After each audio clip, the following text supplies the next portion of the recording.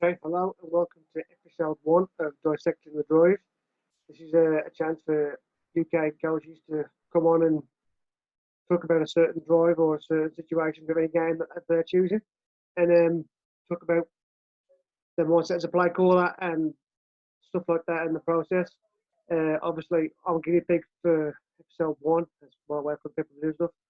So basically, I've picked one drive through last year's games, and this is away at Chester Romans. This is the opening drive of the game, so we can just see the thought process of what goes into game planning a little bit and how we attack teams and attack games. As you can see, this is the opening kickoff. We get a great return from Speedy. We get over the 35, 40 yard line. Okay. Um, a little bit about our game planning is a few years ago we changed up, or I changed up, or we changed up, and we approach scouting and game planning. In the past, it's always been an offensive coordinator's job to literally do everything. Well, we found a few years ago that it's good to, as I would say, still do the same thing that you always do. You prepare assignments if you were doing it yourself, but we also give tasks to our positional coaches. So we'll ask everybody to watch the scout film and prepare and break down the plays that they want to use. So the running back coach, that's me in this case, and the O-line coach look at the run games they like to see, the run plays they want to see against a certain defense they show. Same with the receivers coach and the QB coordinator and stuff like that. The pass plays that they like to see, and we get together after the week and we middle it all together, and we come up with a game plan for this week.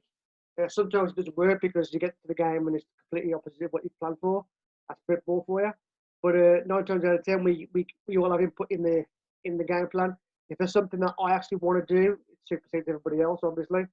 But 9 times out of 10, we'll work on it as a staff and we'll do everything as a staff so that basically we all contribute to our successes rather than it just being down to myself to do it and the other guys don't learn or do anything. So we're trying to build our staff from within.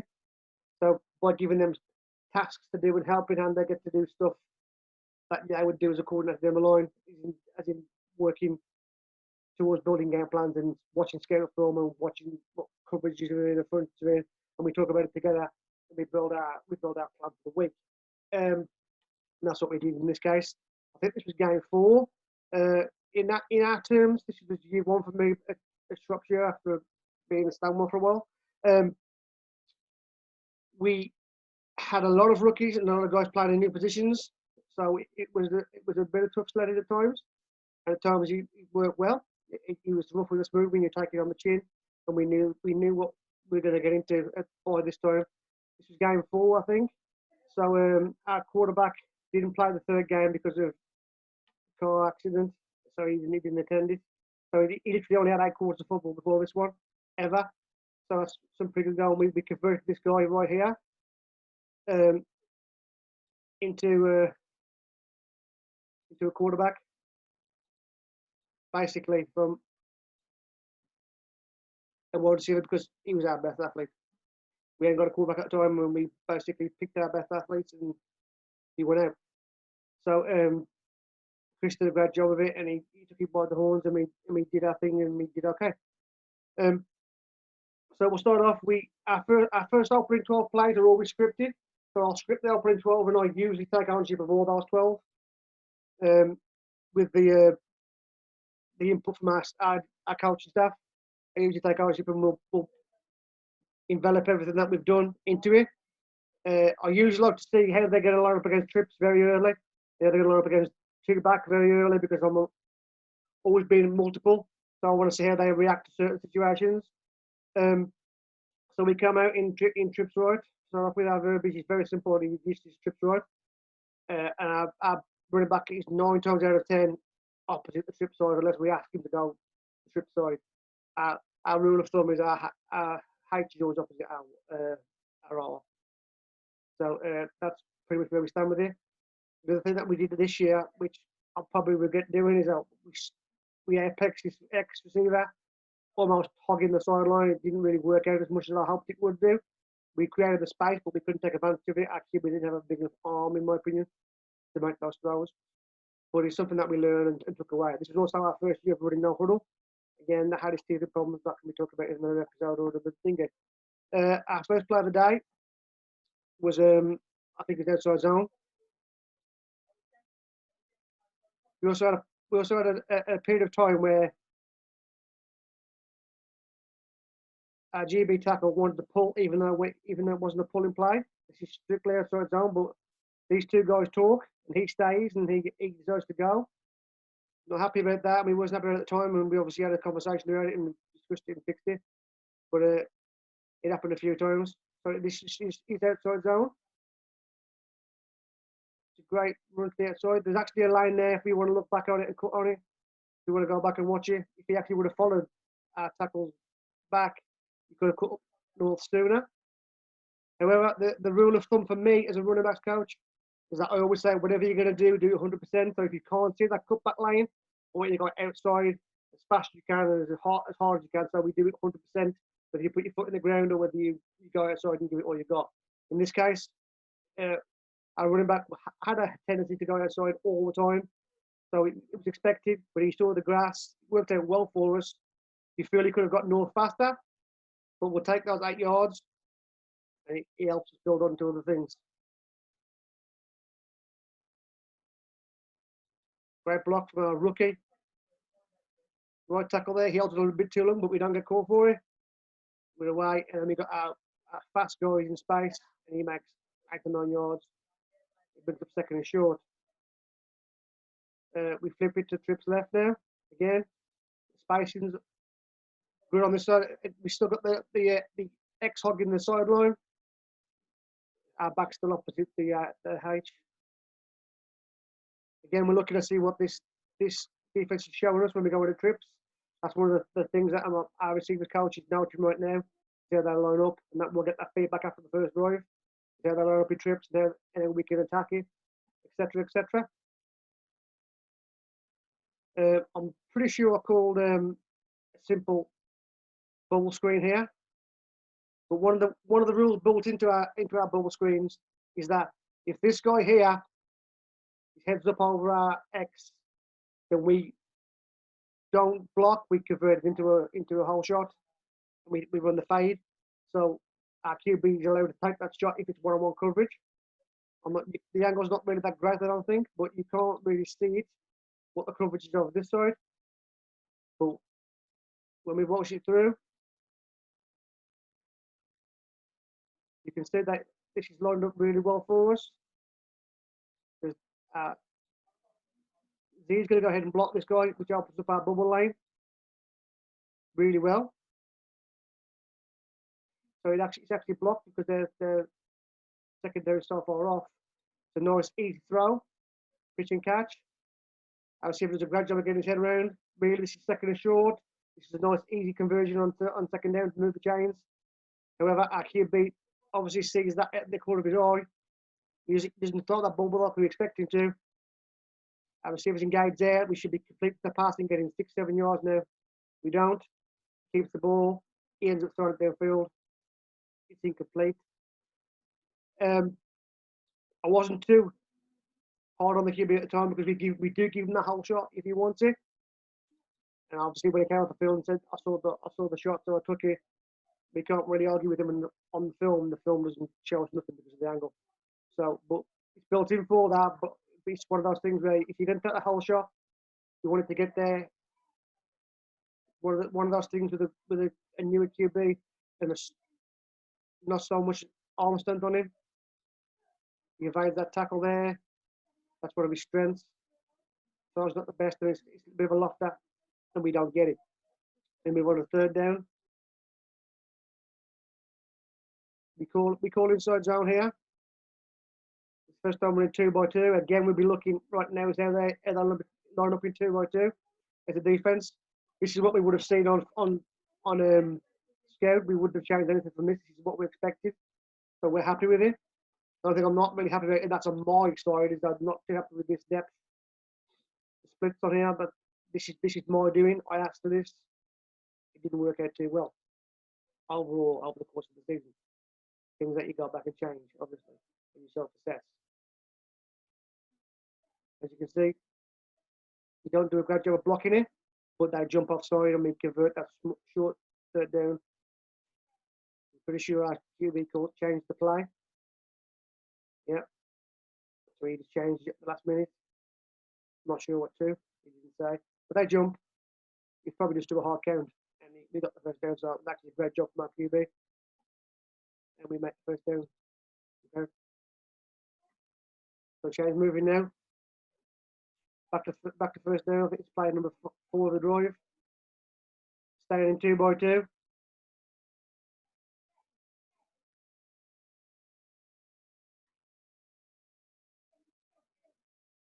Okay, this is that stick play. Okay, what happens on this side is that right now this guy's a rookie. This is game 3 for him. This guy's a rookie. This is game 3 for him. And a lot of those guys on the line. Our veteran side is on this side where we got experience on both Y and Z. Okay. So what happens here is that our H runs a whip route on the back side of our stick, and our X runs a slant. Okay. And what happens is our X runs a slant to flat. So we get this guy running the whip. He should be slanting almost there, technically.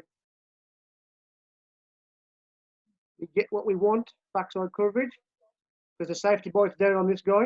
As soon as he plants his foot, he's just going to run a hitch.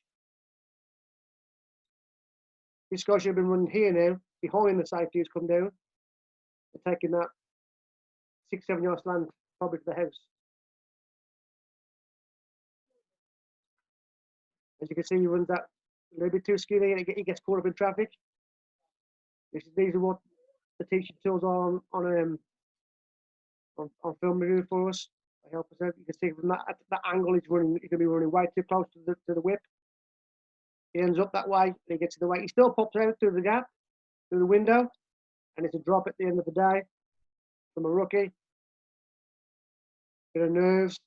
You feel if he would have ran his route correctly, he probably would have just caught that on the fly. He makes all the catches in that later on in the season. Early doors of the year, he was taking chances. That move there probably didn't help him at all in terms of game plan. He pops open, as you can see.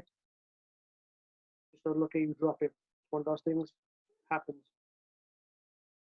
We had great protection from our line. It's all quick game, so we're not trying to do anything to keep the ball in our QB's hands. There's no pressure on them. They're just dropping. We find a gap in the zone. I mean, it's incomplete. Brings up second down. We go with 2 back. See what we stayed on script. So this will be our first look at 2 back. How they fill the box. What do they do? Again, one of my own personal issues this year was not taking advantage of this enough. We called it plenty of times with the slants and the goals, but we just could not take advantage of that matchup. Space, we could not take advantage of it. For whatever reason, it didn't work over and over again.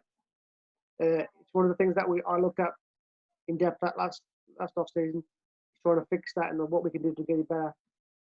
And hopefully we will when we return. But that was definitely one of the bugbears for me last year. So we're in pro. When we're pro, we default to our wide bit on the line to the right.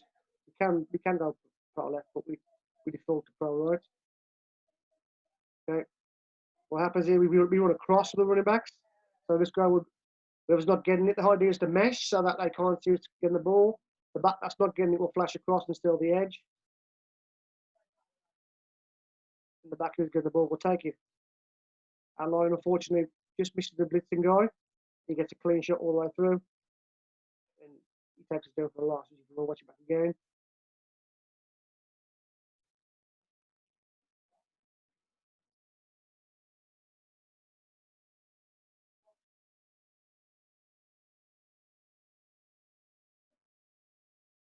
The blitz is just through our time, straight to the gap.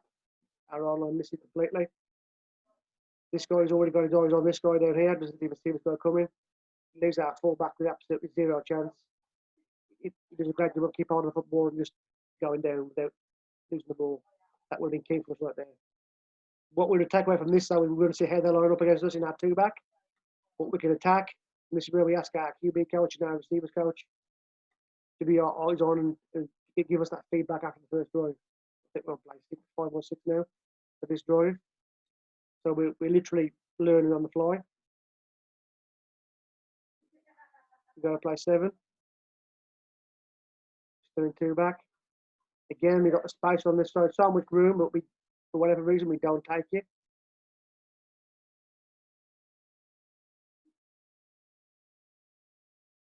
This is the outside zone again.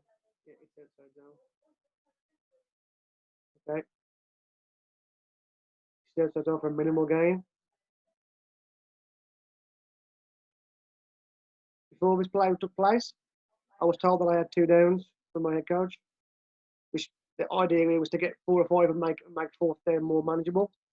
That was the thought process.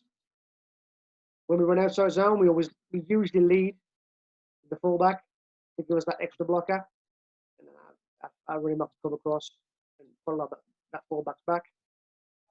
And obviously our line would block to the left. We have the space, we just don't block it very well. And our running back has that tendency to bounce it out no matter what. So you can see that our fullback's looking for work right there. He's not got no one to block right now. He's still looking for work. You feel that if our running back can get this edge here and singly, he would have had it.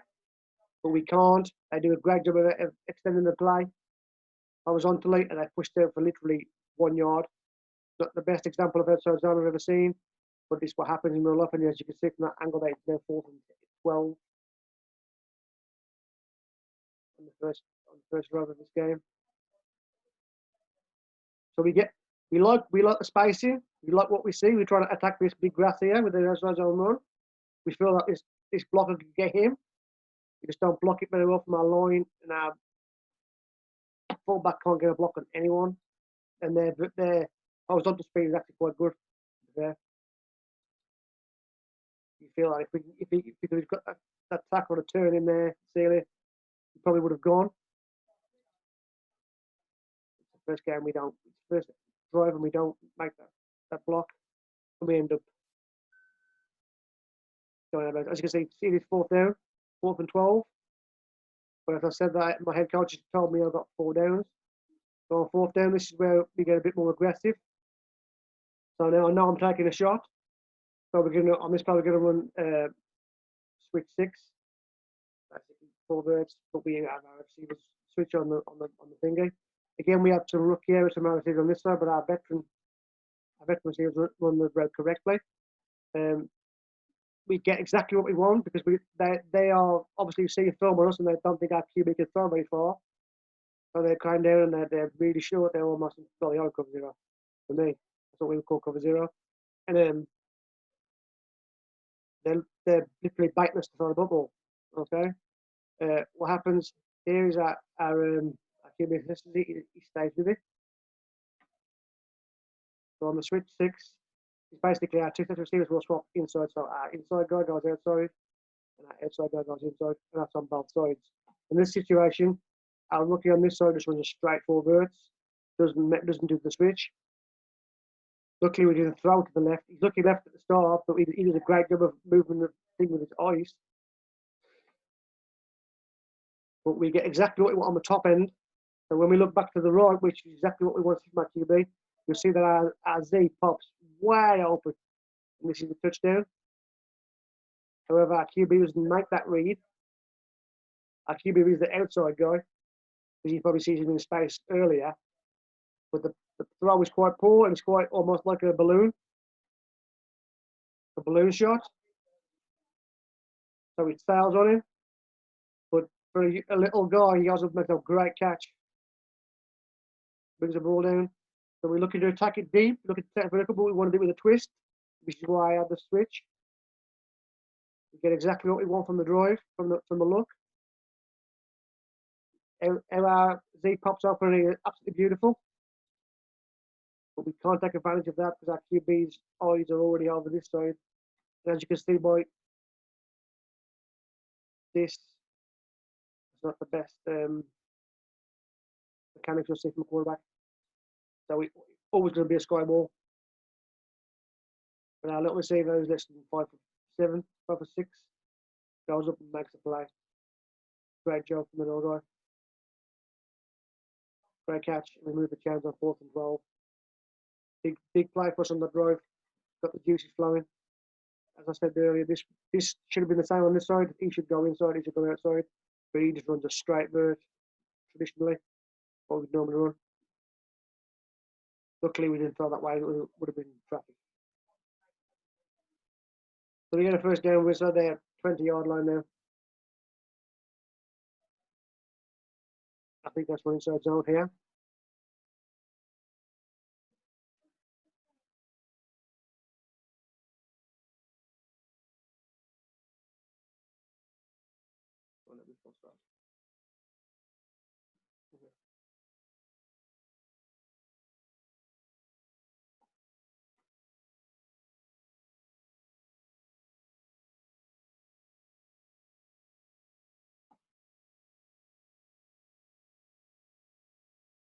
So we are back into trips left. A lot of space there because third attack the bubble, but we don't. I think we run on the play. Stick with the same play call. Again, as I stated quite a few times, our running back on this early part of the season had a tendency to want to break it outside all the time. Sometimes he didn't, sometimes he didn't. It depended on how well we were blocking or how well he was running. But on the early doors of this game, I mean, the guy did finish under John, but on the early doors, it was shut down quite quickly. It's a simple outside zone, inside zone for us. We don't attach no bubbles to inside zone and trips normally. That's normally the stuff done later on. Then we see inside for green trips, early doors. We go on bubble the trips. We don't just keep it real clean but not. Keeps his feet moving though, which I like. It gains 2 or 3 yards maximum. Our running game's not working as well as we would like to see early doors, but we're moving the chains bit by bit.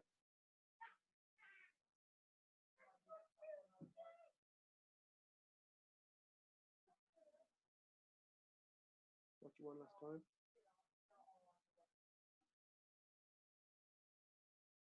You see the gaps there. We want to attack that hole. We want to attack that hole north faster. Okay, he's looking to get out and out. And then gets caught up in it, but he doesn't get to spin off the first man, but tries to go outside more and ends up not making as much yards as he could. That brings up second down.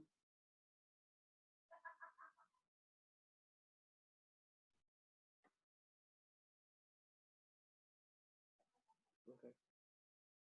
This is one of our plays that we installed last year.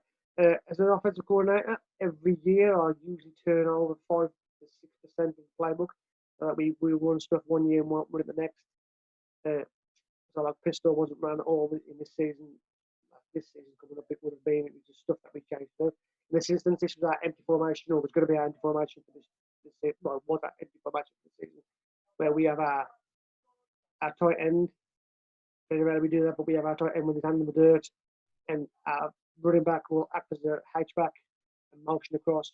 And we built things into this format, into this style. Like we still run our plays. Basically, our trips back to the side, still trips right. This is just window dressing for the most part. But we did have a jet sweep game off of this and stuff that we get around to later in the season. So we build stuff into the package that we can use as cheap, what we call cheap install. So we want it to be nice and cheap and easy that we can install it in like 1 or 2 sessions. We don't want to go over exaggerating and making it too hard for us, so we can't make it work. But in this case, down the line, what we could do on this one is that we could have our running back run a wheel or run a flat, whatever we want to do, based off tight end running the verse or something. But in this case, it was literally just a dummy run. We wanted to hit the motion. So what we do here is we built like our QB. We get a nice little whip route from our inside receiver. And we get our 2 outside guys to take these outside DBs away, creating that space for our whip route to run back into, across the field to daylight. As you can see, it's wide open. We spoke about it at the time when I would like to see our QB get the ball in his hands a little bit sooner and he'd turn up and probably score. But as a QB, in his first season, he wanted to make sure the pass was complete. He gets a completion there, and we pick up a first down and watch it back again. Very simple. So for us, this concept was still be the same, whether it was trips or empty or whatever. Nothing would change for us. This part of the play is still the same, and the concept is still the same. This part is different by moving two men. So we don't fake the run. We mesh you. Get a great catch, nice to run from young Speedy. Gets us inside their 5.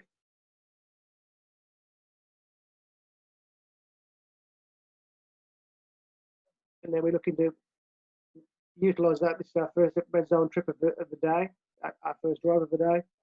A couple of things on this play is that I'm the guy in the white hat right there. It's always a personal preference, but and when we're running plays, I like to be behind the play.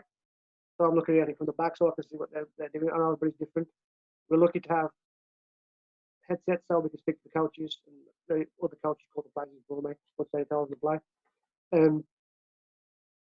But I always like to stay back and assess it from the backside. One of the beautiful things about having a QB that can run is you can run him.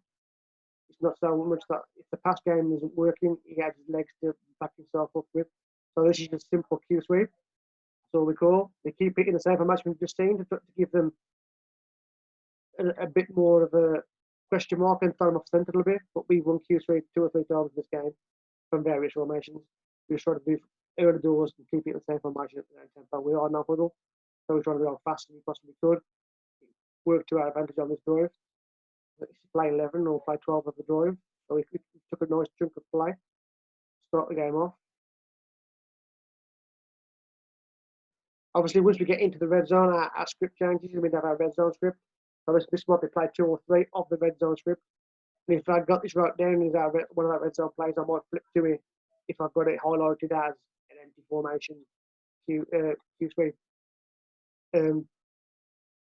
which we had. So I just called it. It's already pre-planned. Fake that off there, and then we got one of our fastest guys on the team with 45 yards of field to aim at, and he's got on the outside and punches it home. Real simple play, nothing fancy about that at all. Just a bit of great blocking from our receivers. As you can see, we're lining up nice strips. We're not huddling. We're going real fast as we can. We get what we like to see. They're obviously man inside the red zone. Just going to block it up a little bit.